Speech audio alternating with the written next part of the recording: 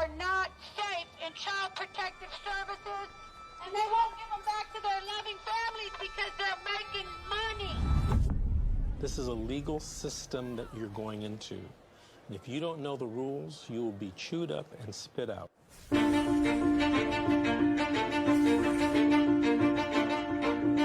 If I could say anything to a mother who just got their children detained, you're in a crisis. Yeah. Life feels like it's over. The most important thing is regaining custody of your children. The child welfare system at its core is designed to protect children who need protection, okay? And that's key, is who need protection. So social workers, out of fear, will remove more children rather than only remove those children that truly need to be removed. It's okay. It's okay. This isn't someone stole your car. Someone broke into your house. This someone took your child, your flesh and blood. It doesn't say on this order that it was not proven. It says untrue. I immediately knew that, okay, well, this ain't over.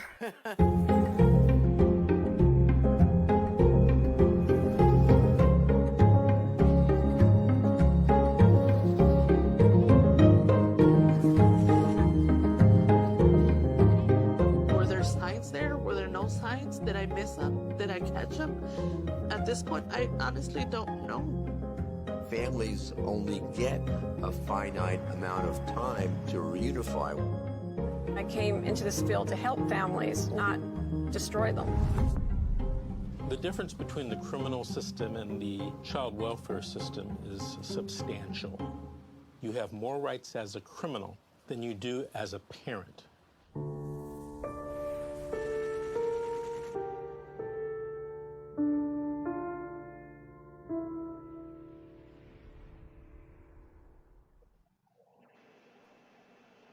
Hey everybody, man, that gets me every time, and I mention it a lot, I know, but you have more rights as a criminal than a parent. We gotta do something about that, you guys. Hey everybody, it's LJ. I'm here with Stephanie. Hey Stephanie, out in California. Hi. Hello. Welcome.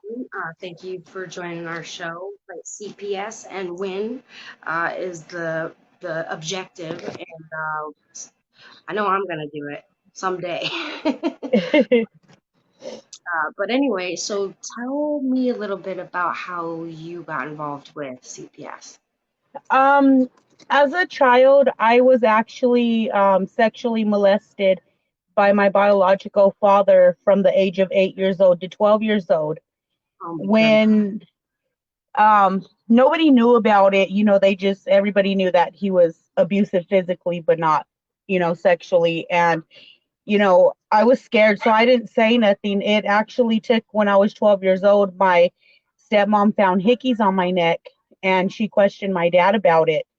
And she kind of got, knew that something was wrong. So, she took me to the police station so we can do a report. She basically, nothing happened to my dad. He got to come home, and she accepted him back with my other siblings. And she basically took me to the police station, said, her dad's been molesting her. I can't have her at the house. He's coming home. Put her in foster care. I was 12, but I'm not stupid. Right away I was like, well, I have family. Can I go with family? And she suggested to the police that I wouldn't be safe, so to just take me somewhere far. So that was my stepmother. God bless her. Yeah.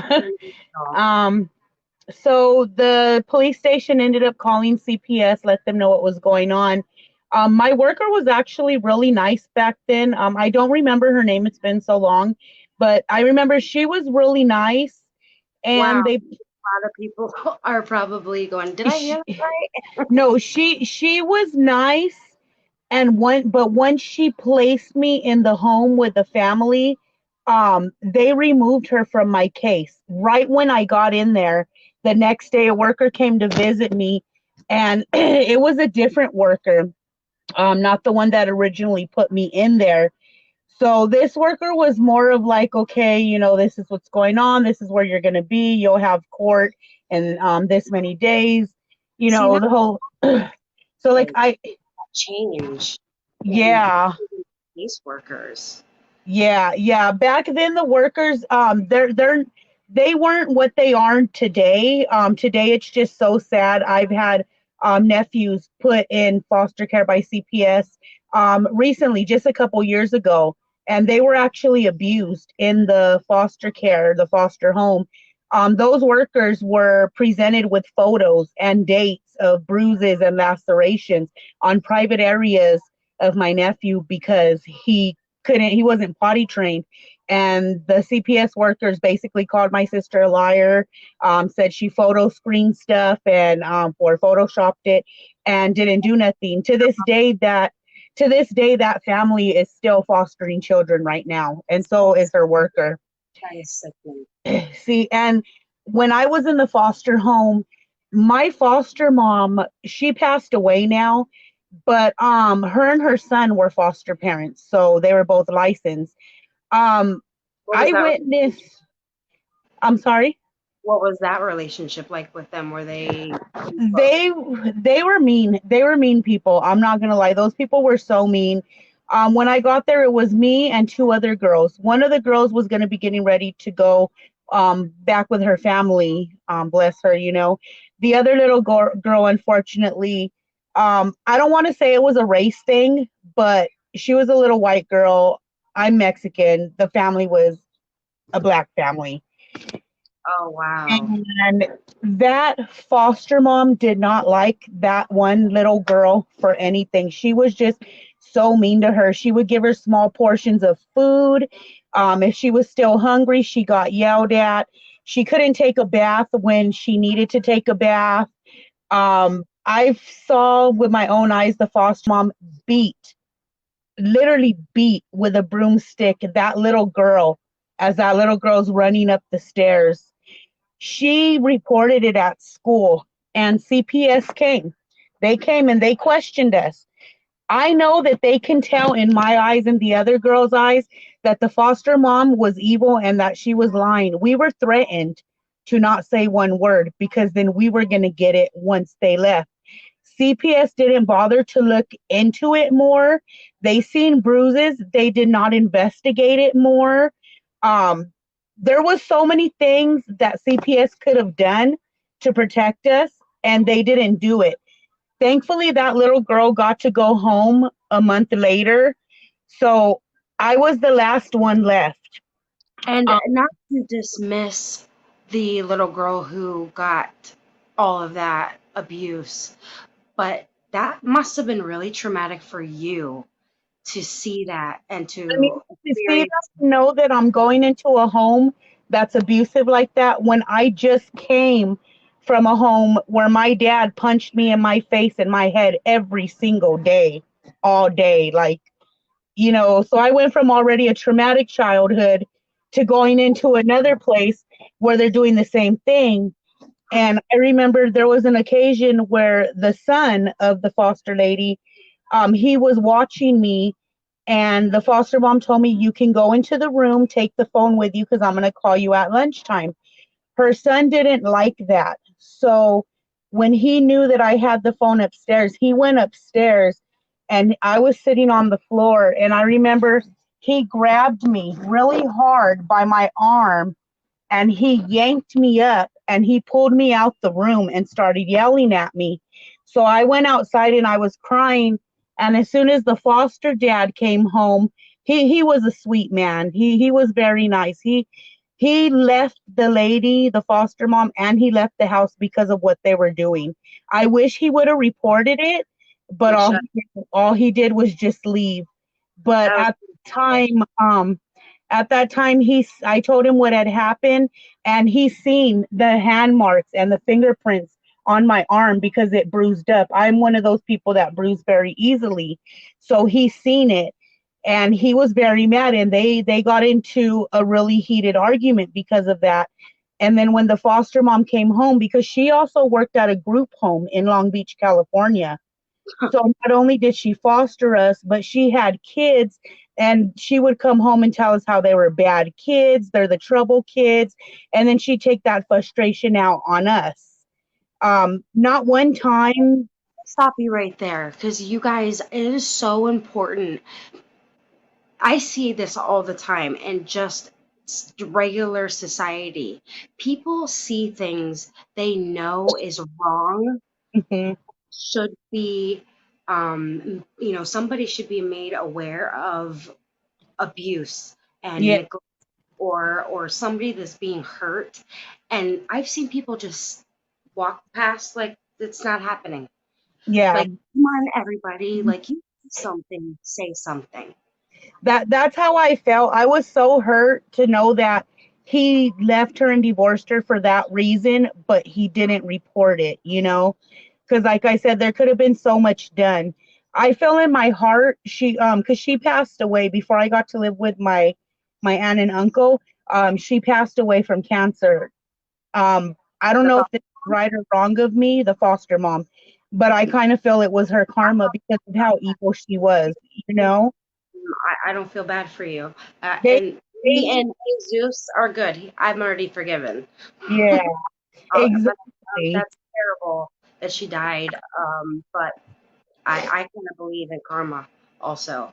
You don't abuse kids. You don't abuse people. And Especially when we're already coming from that type of family, it just makes it worse. Like, I mean, I suffer now from, I have bipolar, I have depression reoccurring. Like, everything that's happened to me, it's like it's all over again, like right now, so there's a lot of things I struggle with, and because of that, with my child, I get scared. I make sure I'm doing everything that I'm supposed to, because I don't want to ever go through something like that with my child, or to see anybody go through that at that matter, especially nowadays. Because just what I'm telling you, that was back in the early 90s.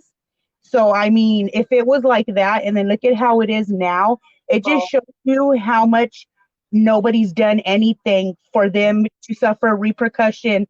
They're supposed to keep our children safe, keep us safe, and I'm 40 years old now, and I've never got justice for anything that's happened to me, not what my dad did to me, not what the foster people did to me. I've never got justice for anything. What I do is I see my doctor, and I learned that to deal with all of my anger, depression, everything, I write music. So that's how I do it. My goal in life, and this is why I reached out to you guys. My goal in life, and I feel like it's coming true, is I want to let people know what I've been through. Majority of my music is what I've been through, what I've suffered, how I've lived, because I want to reach out to those that are either going through it or been through it. I want to help them. I want to let them know, hey, you're not alone, and we're strong, because you know what?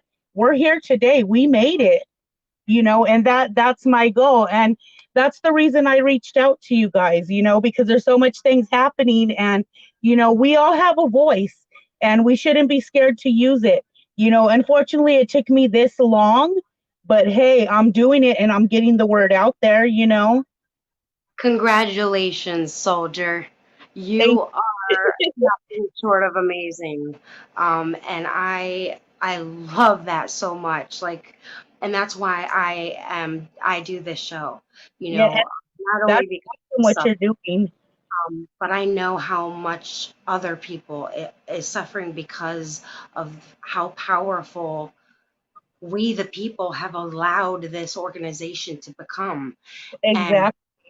I'm not kidding you. All my life, I have feel like I've been preparing for a battle that only me was gonna face, like a thousands of people type. And I was saying no, and they were all saying yes, but I didn't care, Yeah. because this is what my dedication for the rest of my life is going to be. Also, is Yeah.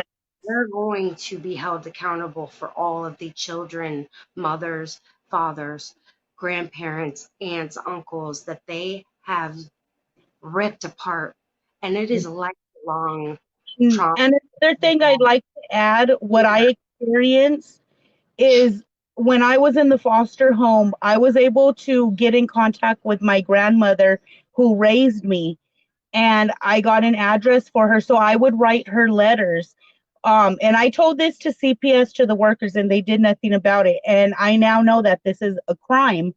When I was mailing letters to my grandmother, letting her know how I'm doing, where I'm at, what's going on, the foster mom was going out to the mailbox, taking my letters out of the mailbox, reading it, and then calling me into the back room, reading it to me, then yelling at me, scolding me, and then ripping it up in front of me and throwing it in the trash with my school pictures in there, to my grandma that raised me and had no idea where I was. God, that's evil. So, I mean, that's something that we should look into, because I'm sure I'm not the only one that's, trying to reach out to family and other people, and they're taking kids' mail from them. They're not letting them write to people, and that's a crime. That's against the law. You can't do that. But Pamela says the police in every state should be available to call if CPS comes to your door to defend our Constitution. They defend policies, not laws, and not even a government business. Pamela, I am going to disagree with that respectfully, because the police came with CPS in my case, and they did not defend the Constitution at all.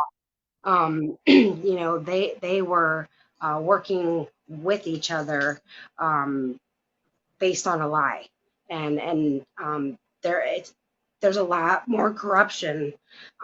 So just because the police would be involved doesn't mean that they're gonna defend our Constitution. I agree with that, because my sister just experienced that. And a lot of people think out there that CPS doesn't remove children from good people. In fact, CPS removes children from more good people than bad people, in my opinion. I mean, I know people who have custody of their children that are in no way, shape, or form should be like allowed to even babysit a flea rather than have a kid. Um, I am a good person. I have good morals. I'm good to others. I work hard. I don't do anything bad. And I lost my kid because of something I didn't even know was happening. But I am a good person. And so I can't stand that stigma that CPS only takes from, bad people that deserve to, get their kids taken away. And then another thing, that we only have a finite amount of time to reunify, is bull to me. Like, I grew that child, gave birth to that child, raised that child. I should not have a very limited window, especially when a pandemic hit, Mhm. reunify with my son before you're going to take him away forever. And I won't stand for it. But I've learned a lot, and I've grown as a person, and learned a lot of lessons I was meant to learn. But it cost my son trauma that he didn't deserve, and they're going to pay for that. And I got to keep doing the research on how to figure out how to do that. Sorry, I have to bring the charger, I just realized. But anyway, so what ended up happening? When did you leave your foster home? So, I ended up leaving because, as I said, I was able to get in contact with my aunt and uncle. My uncle being my mom, my biological mom's brother, and Mhm. they already had their license in fostering, because they actually had taken in my younger sibling and my cousins at one point in time. So, I was able to go with them, and before I went with them, and she found out, the foster mom found out, because you have to go to court and all that stuff. She was angry. She did not like that. Um, I don't know if it's because the money that they were getting. I don't know what it was, but I mean, to be honest with you, I never seen none of that money. I never seen any new school clothes. I was there with the clothes that I had on my back from age 12 to 15.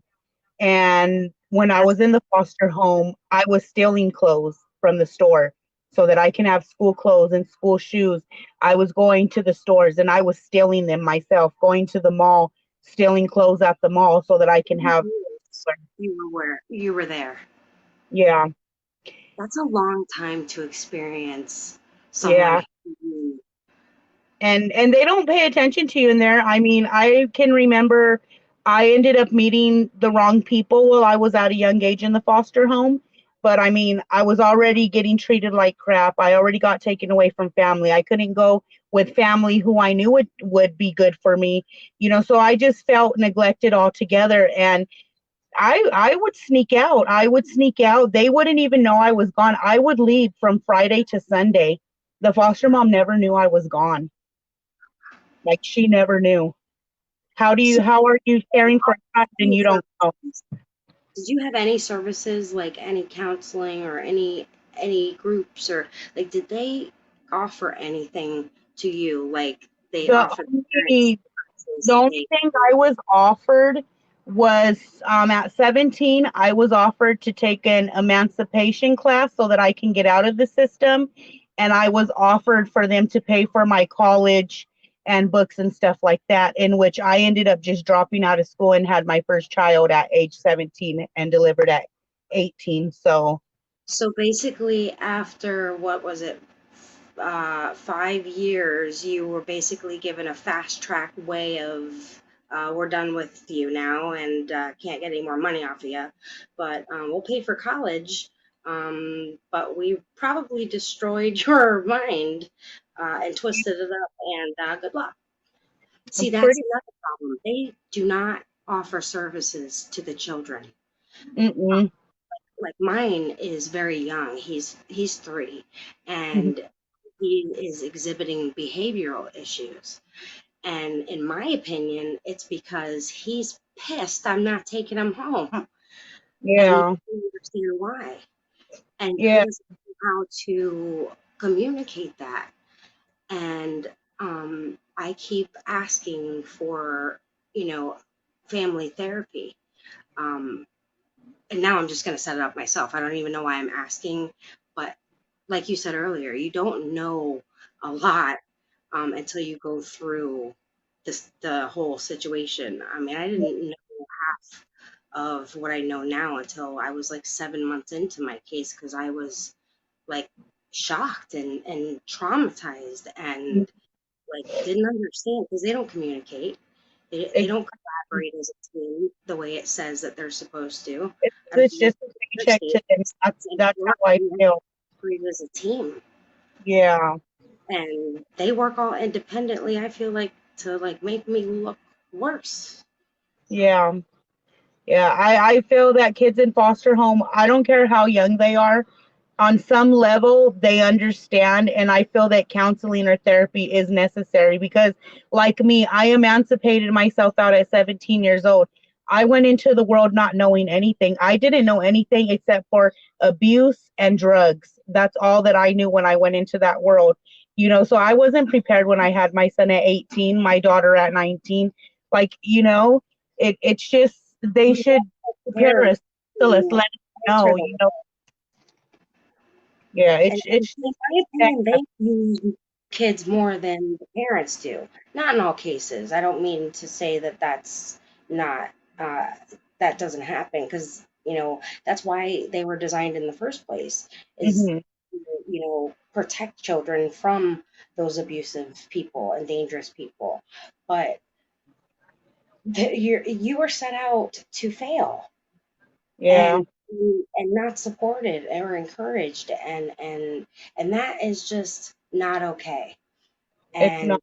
And like I get like frustrated because I feel like I've been complaining for so long, but I'm not doing anything. And like I have to do something. Like we have to act, because talking is not going to do any different. Nothing's going to change. And Right. like contacting your senators and representatives of your state, that might help in a very long time from now. That's a long time from now. It takes forever to change all that stuff in the It law. but that's something everybody needs to really look at. And it's So something we can look forward we to. really, like, do something crazy. Like, I mean, like, they need to be taken down, and a class action suit needs to be initiated. And I don't know, maybe I'll do it pro se. You with me?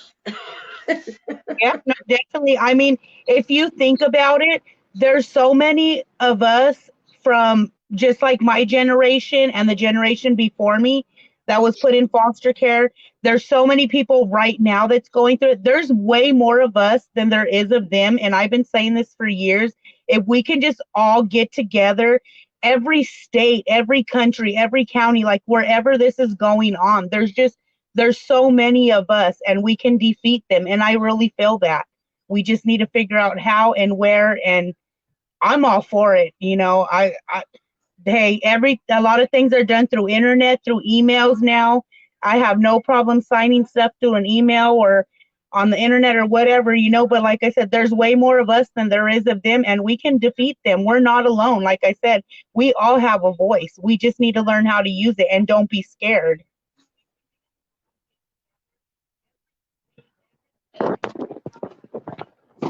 I don't like bullies at all, and they're bullies, and they bullied me in every sense of the term, to not stand up for what I knew was wrong. And they Mhm. hurt my kid, and they hurt my family, and that's never been okay in any other part of my life. Why are they any different? There needs to be, see, if we don't have consequences for people who cross our boundaries, um, what lesson is learned? What changes? Nothing. Right. So, I don't know. We're gonna do something. I feel it coming. It's coming. And I just hope even if I help one person with my story, or you help one person with those lyrics that you wrote. That's enough. But it's gonna be so much more than that, because these people are gonna go down, and I dream about it all the time. It's the only way I can get to sleep. Well, yeah, you and everybody else who suffer this have my support 100%. And, like I said, I came across your videos and I looked into it. I went on the page, I started seeing it, and I was like, you know what, it's been this long. I got to say something. I got to speak up. So thank you for what you're doing. You started it with giving us a voice, and look at, here we are. I never thought that I would be talking to someone, telling my story and letting people know, like, hey, this is what happened. And, so thank you. I appreciate that. Thank you for sharing, because it's hard. Like, and I felt the same way. I was embarrassed, that I was involved with CPS, but I shouldn't be, because I didn't do things that they said I did, and they were never proven. Right. They took my son for failure to protect, because somebody was in the back of my car and threw out drugs in front of a cop. How did I didn't even know that was happening, or that person had drugs, um, at all. Right. And they used my past against me. See, I had major trauma. When I was 18, my mother was killed, shot and killed by my stepfather of 11 years. Then he committed suicide, and I was right there. And I didn't really deal with it until like maybe a decade later. And Mhm. I started really drinking heavily, and I didn't realize that my brain had actually changed. When you experience trauma, your brain actually changes the way that it works. Yeah. And I didn't know how to navigate that or deal with that. And I didn't do it in a healthy way, because I didn't know what else to do. Yeah.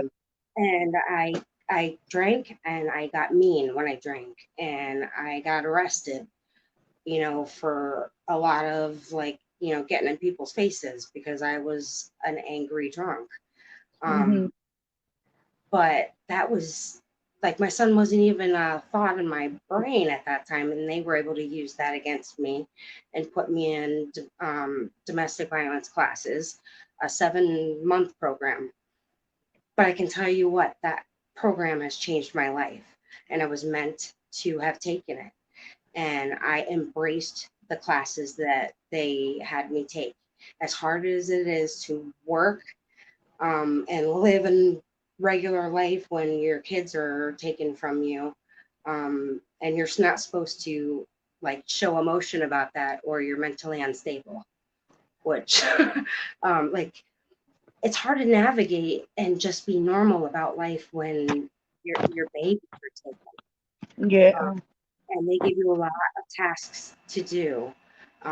But I embraced those tasks, and they really helped me be a stronger and better person. And I'm actually grateful for them. And I still take that class, and it's been like 4 months past 7 month uh, time I had to do that. But all the other stuff they had me do, like, didn't make sense. It had nothing to do with Yeah. anything, but I did it. And even then, so I still didn't get my son back, but I will. It's coming. It's right around the corner. And Yeah, thank God. just keep your faith. It's it's gonna happen. You're doing everything that they want you to, and like you said, you even took that class longer than what you have to.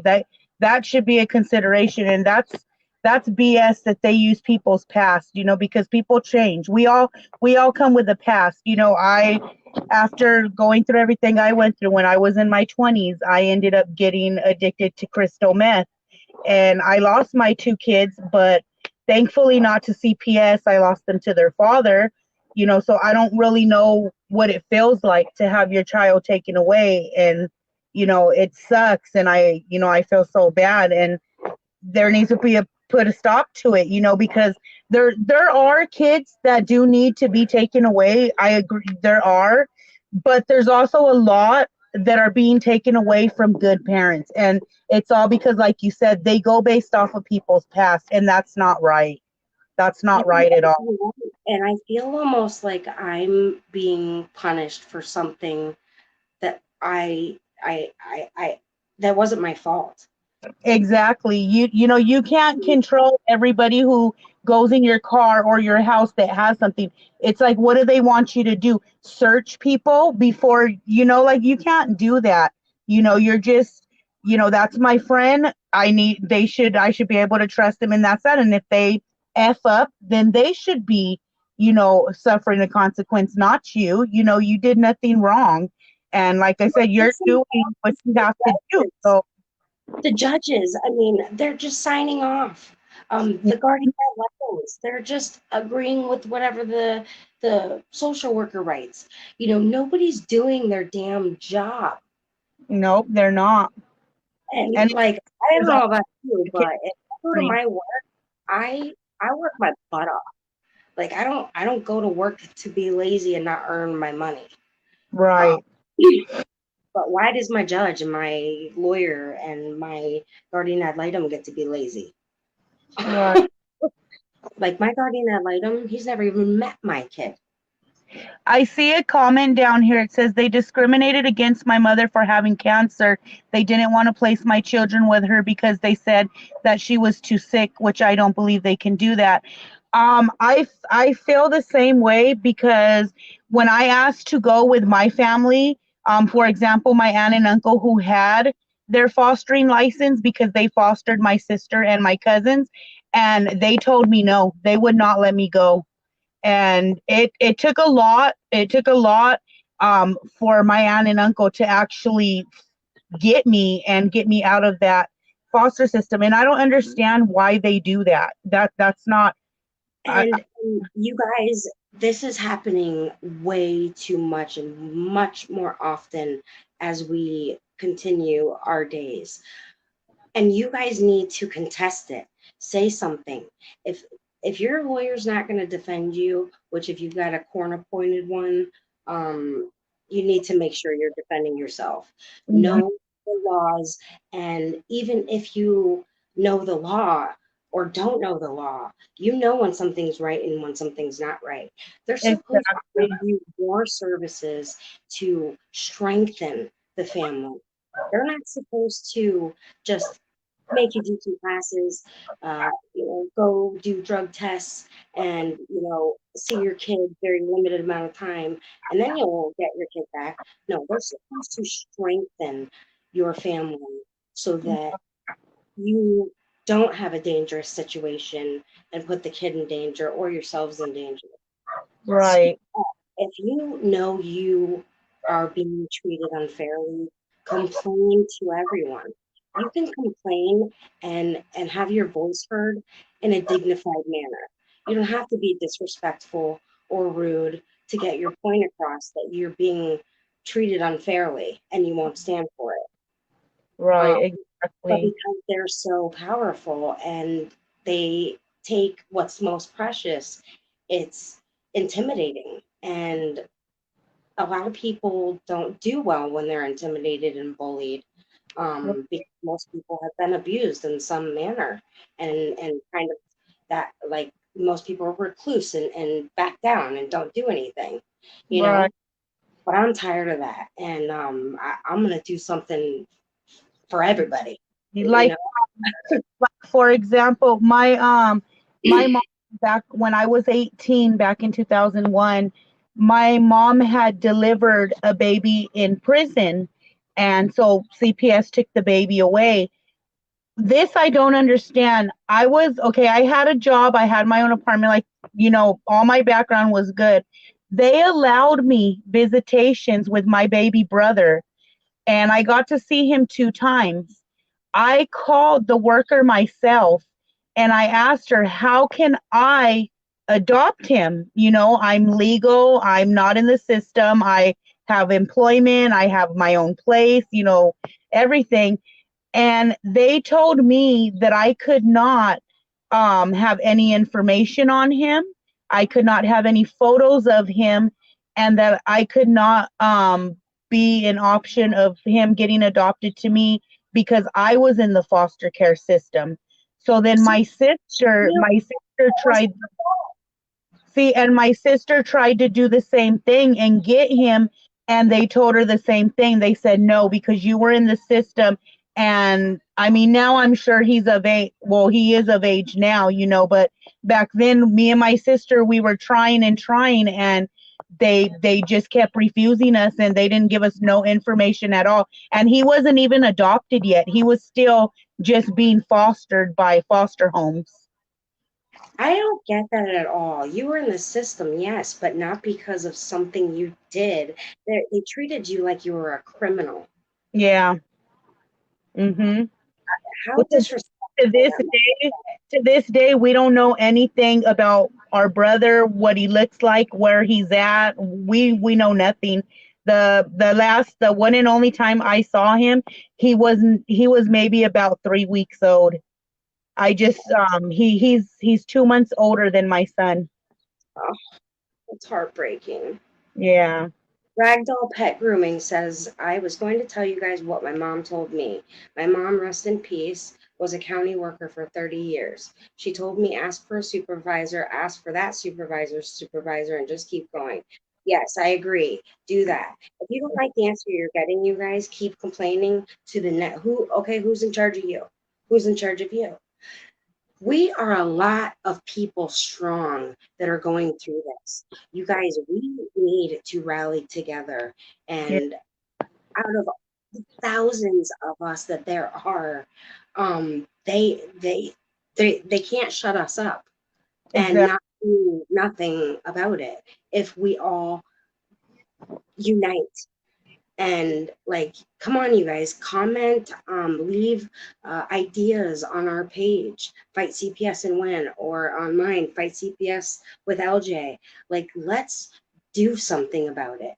I Yeah. mean, a lot of people are going through this, and I'm sorry, but there's not the same amount in the Supreme Court or the appeals court to ignore that many people. Right. Exactly. I agree.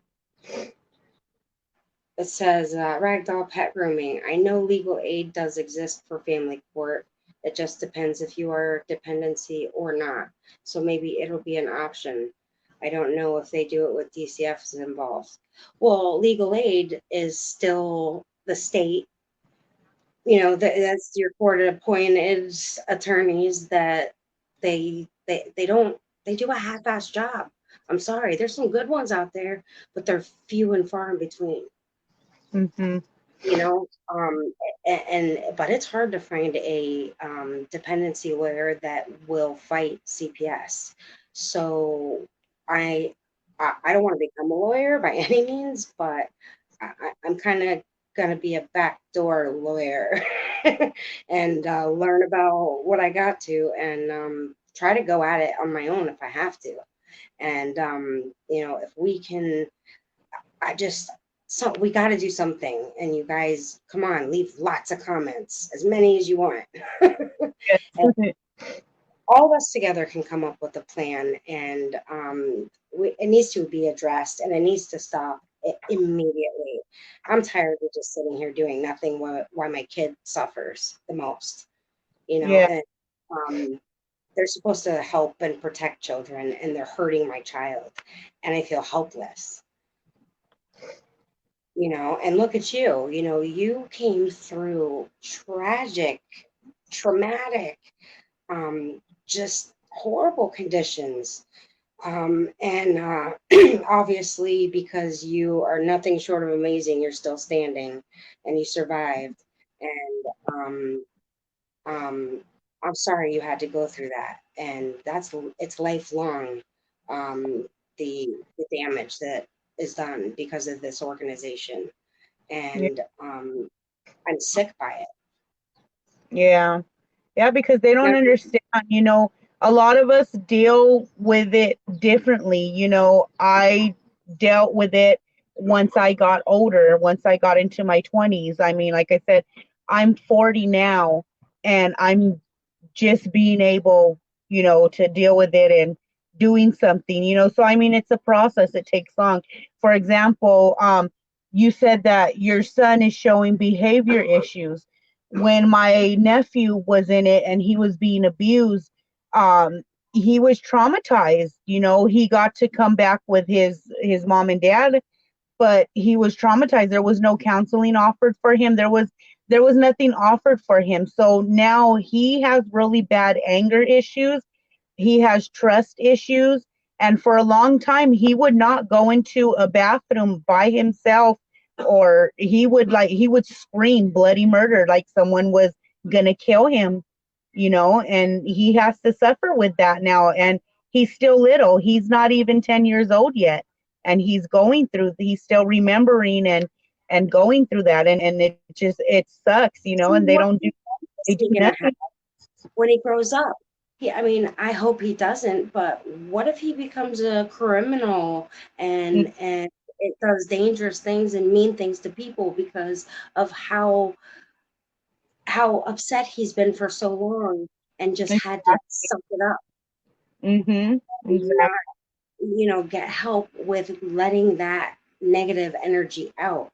And that's what's happening, is we're going to have a more dangerous world because of frustration that was never taken care of or acknowledged.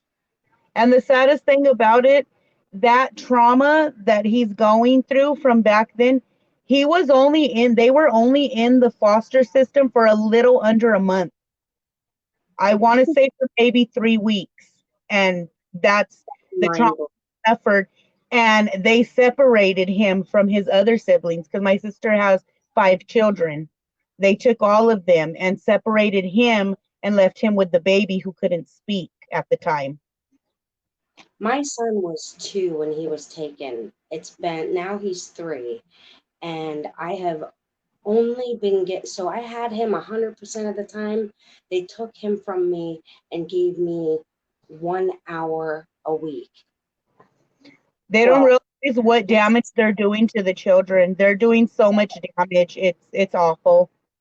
he is very young, and Mm. it says, I think, at like every pediatric website you can think of, you know, American Association of Pediatrics or whatever it is, says that it is detrimental to their development mentally when they are that young and they don't have frequent, consistent, and continuing contact with their parents.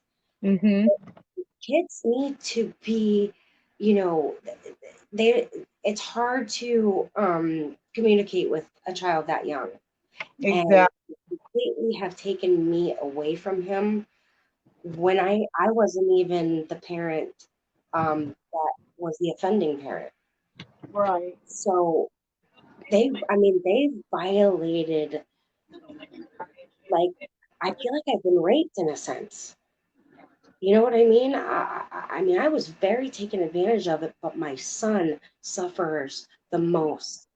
Yes. And, you know, you guys, if you have to use your visitation, if you get unsupervised, to go take them to a family therapist together, do it. If you go use your visit to do it, you know, make sure your kids are getting help, support, love, and encouragement in any way you can, even if they're being held, you know, from you and you can't see them.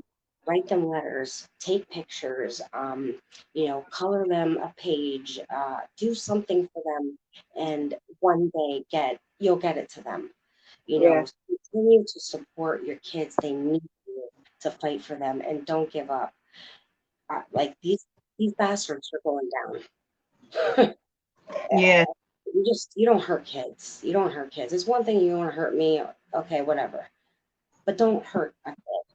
Like, and we're just creating a bad world because these kids are going to grow up angry. Yes. And what happens if you stay angry and it's unaddressed for a long time? It, You gonna you explode. a lot of You're gonna consequences. come out pretty abruptly.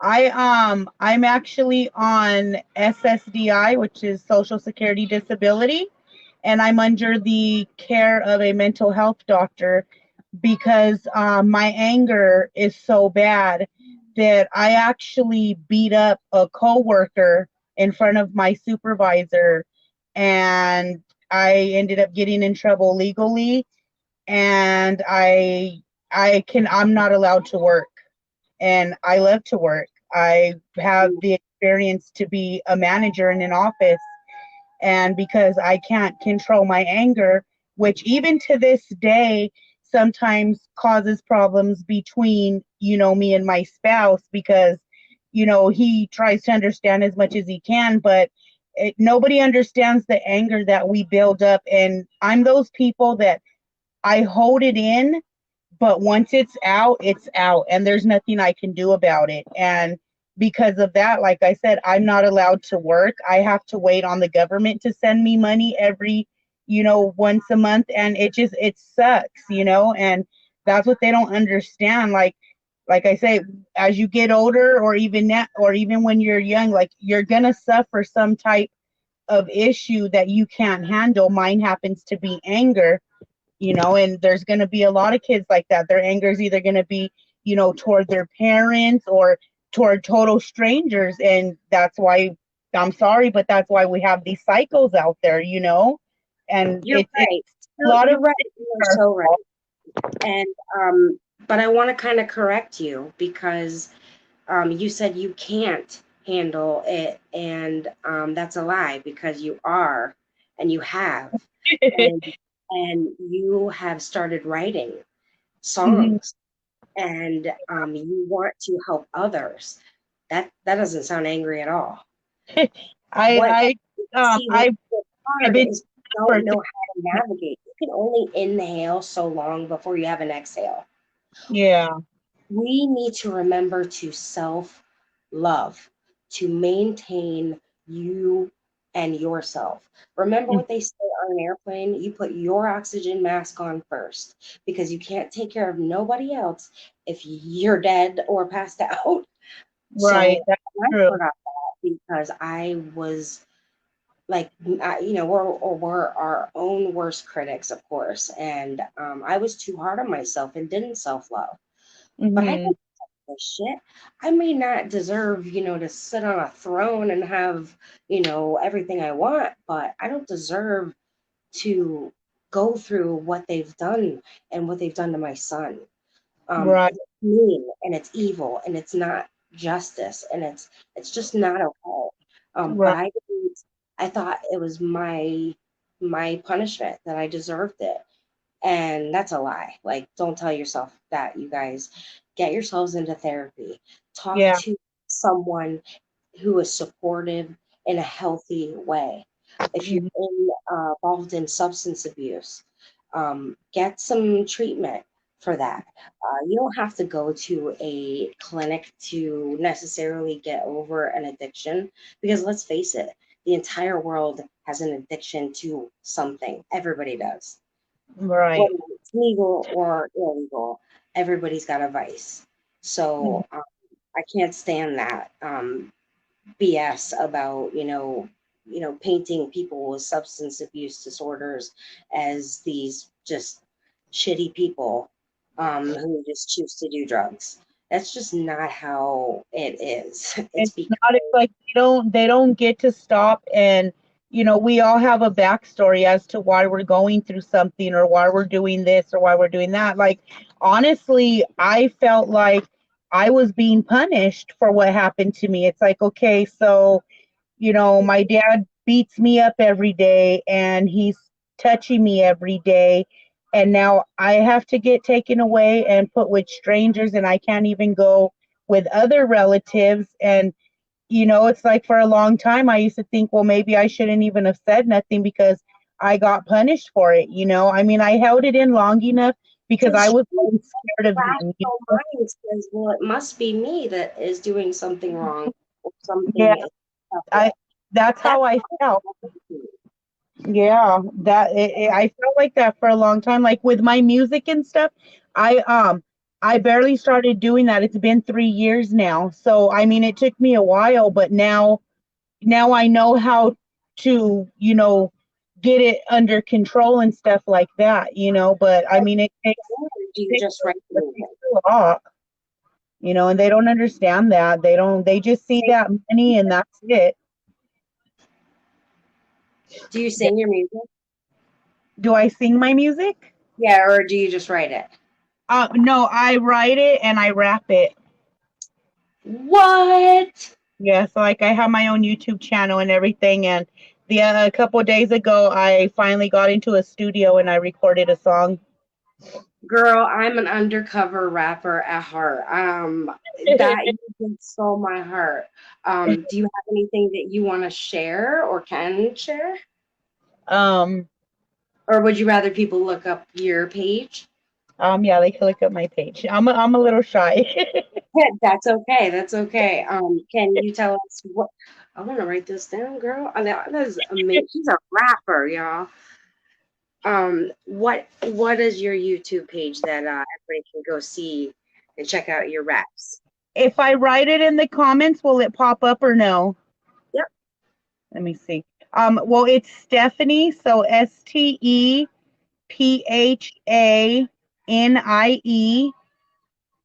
and then it's little LIL, and then it's Steffi, which is STEFFY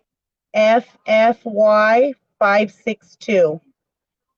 So Stephanie, little Steffi 562 on YouTube. Okay, I don't have a pen. I just realized what I have is a thing of mascara. That's not gonna work.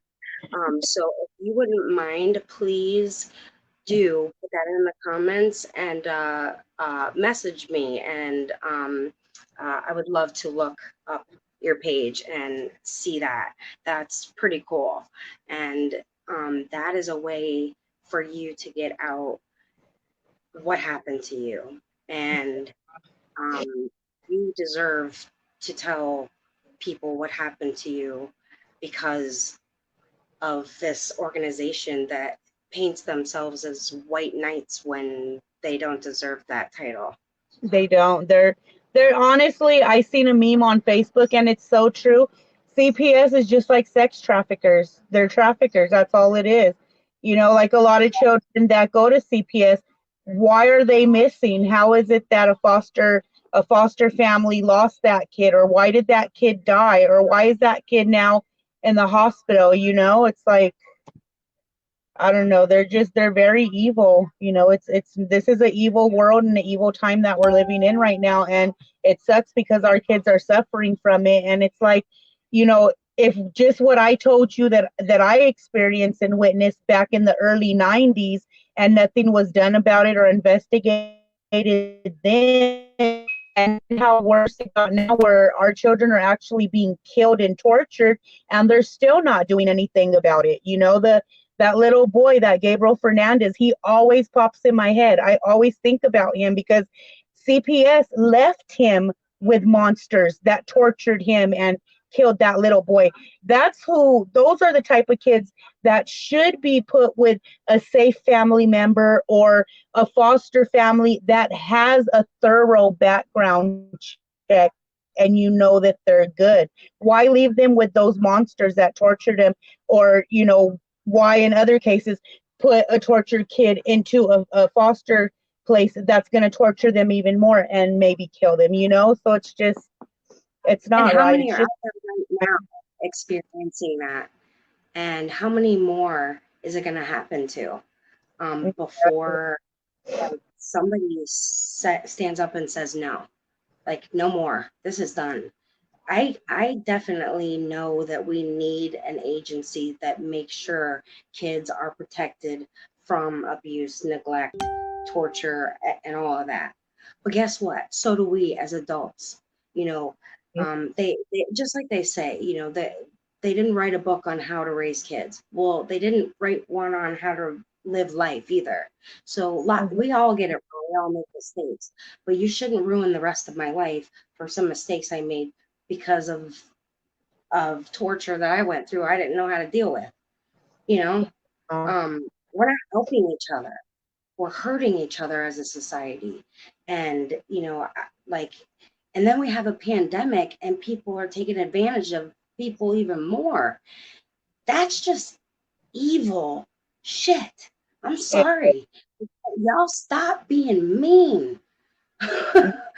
Not you, but you know, you meanies out there. Like, I Yeah. can't stand it. And um, I, I, I love this show and what Vincent Davis has created, and the kind of person that he is, and Georgette, and all the people and that I've met from this show. Um, it makes me stronger every single week, Yeah. and it rejuvenates me and gives me, you know, I stand a little bit taller, and I'm only 5'2", and I'm not going up, I'm going down because I'm getting older. But I always feel better, and I feel like I have a way to navigate this much better because of people like you, and you know, we need to support each other, you guys. And if something's not right, if you don't like what your case is, where it's going, say something, appeal, object, say no. You still have your rights. Even if you lose your rights, you can still fight. You can still turn it around. But you gotta fight for your kid. Don't give up and let these people get our kids, because they don't deserve them. Our kids need us to fight for them. And And and if I can just add really quick, I don't know the age restriction or age of anyone in this group, but if there are any minors in here watching or happen to see this, and you're in the foster system or group home and you feel that something's wrong, or you're witnessing another underage person being abused or just anything that's not right, don't be scared like I was. I know now that nothing's going to happen to you, and you're actually going to save a life, and you're going to help another person out. Don't be scared to say something. that's great advice. That's great advice. And you know, tell a teacher, tell a nurse, tell the lunch lady, you know, tell somebody who you believe you can tell that you know is it. Come on, kids, you know when an adult is a good adult. Like kids feel Yeah. that energy. And us adults, if you see a kid that looks like they're sad, depressed, uh, distant, not there, you see something not right, ask that kid if they're okay. Yes. Automatically assume that they're being abused because lots of kids are just, irritated and upset at certain stages of life because of hormones. But like let's start asking these kids when you see them just walking on the street or in the Walmart, engage with people, you Yeah. know. And see, I try not to engage with most people, but kids I love. Kids don't irritate me near as much as adults do. Talk to these kids, say hi. You're not a creep or stranger danger if you're, just saying hi to a kid and letting them know that they have adults out here that are not going to hurt them and abuse them, and it's not how life should be lived. Right. And Stephanie, you're nothing short of a miracle, and good for you for standing up and persevering. It took a lot to get through it, but how the hell did you know how to get through it? There was no manual. And Be careful, you guys, about beating yourself up for getting it wrong when you didn't know how to do it in the first place and get it right. Because when somebody abuses you and tortures you or neglects you or is bad to you, you don't know any better when you're a kid. Right. You think that's what you're supposed to deserve because you did something wrong, probably, because that's what a rational thought from a kid would think. So, guys, start stepping up for our kids everywhere, and don't back down. You don't like it, do something about it. Don't just Yeah. complain about it on social media or to your friend, or isolate like me and don't say anything, and then just be pissed off at the world. I don't want to be like that for the rest of my life. Like, I want to enjoy rest of my life with my son enjoying his life Yeah. around good people, and they're out there, you know. I agree. So you guys, Stephanie, thank you so much for joining me, and I hope you come back on my show. Oh, Maybe I can convince you one day to give us a rap live. yes. No, I will. And again, thank you for doing this. I'm really thankful and grateful that I found it, because as much as I want to let people know they're not alone and I can help them, your channel and your show is doing the same for me, letting me know I'm not alone and that we all have similar type of stories and we're all in it together, fighting and doing what's right. So, thank you as well. I appreciate it. Of course, and I just again right back at you. Your story was amazing, and I'm really sorry you went through that. And you should be really extremely proud of how far you've come, because you're still standing here, and it didn't take you long, and you're doing it. And now look at you, you're rapping on YouTube. Um, and Good for you. Pat yourself on the back, and you deserve the good. That's a great smile that you're smiling right now because you It's worked like, hard. I don't know, just being able to come on here and tell my story finally, because I mean, nobody knows my story. I've never opened out about this. I've been wanting to do a YouTube video about it, and just finding this and being able to talk about it and stuff, like, I feel good. I feel like there's been a weight lifted off my shoulder, so I just can't stop smiling. And it's because you've earned it and you deserve it. And it's meant to be a permanent smile that should be a permanent fixture on your face for what you've gone through. and congratulations. And so I usually give a positive, inspiring song, you guys, at the end. I can't play them anymore because of copyright issues. But I'm going to do kind of a different one because I couldn't think of one because there's so many great ones. But I want you guys to sing happy birthday to yourselves twice or to somebody else. And I guarantee you're either going to say that's dumb and you're going to smile silently or you're going to smile out loud. Do silly stuff, you know, break up the monotony. It's a lot of negative stuff to go through. And let's all try to love each other and support each other. Thanks again, Stephanie. And I hope you guys all make it a great week. See you next week. Fight Thank CPS. you. Bye. Bye.